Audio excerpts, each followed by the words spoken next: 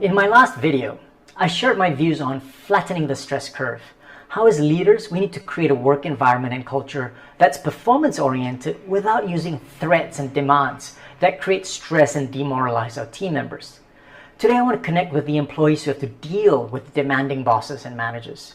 Because it's a tough market out there, and some people don't have the luxury of leaving their jobs when they can't deal with difficult bosses who are bullies or jerks. And I've had my fair share in the course of my career. So when we're faced with these difficult challenges and pressures, the stress can lead to anxiety and we're flooded with all these negative thoughts that overwhelm us. And so one way of managing these situations is to focus on actions that we can take. First, keep a journal. Record every time your bosses threaten you or makes unreasonable demands. Note the date and time. Keep a screenshot of WhatsApp messages or save emails into a folder. It's also important to record how you respond to these messages. For one, if ever the company tries to dismiss you, you have a record for legal purposes. For another reason, it gives something specific to discuss with a coach who can help you look for patterns over time rather than trying to just recall from memory.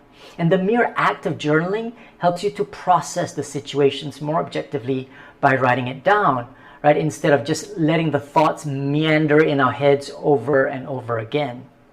Second, discuss with your colleagues or your team members rather than just keeping it to yourself. Support each other. Share coping strategies. Because it's important to differentiate between difficult and demanding bosses who at the end of the day only want good performance versus bosses who are deliberately nasty and manipulative. Sharing views with colleagues on what motivates a boss may give you more perspective than your own intuition. Third, bullies, they thrive on fear and intimidation. When we keep quiet, it can spur them on because they want to make you fearful. And so you've got to learn to stand up, but not in a way that would anger them further. One way is to validate their feelings of anger.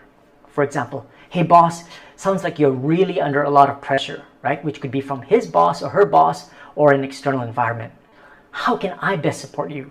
Of all the things we have to do, what's the ranking of priorities? And how they respond may tell you whether they're just demanding or they're deliberately nasty. Now this may be difficult if you've never replied back to your boss. And maybe you need to give them a bit of a breathing room for a couple of hours or maybe even overnight, and you might want to practice it first with another colleague.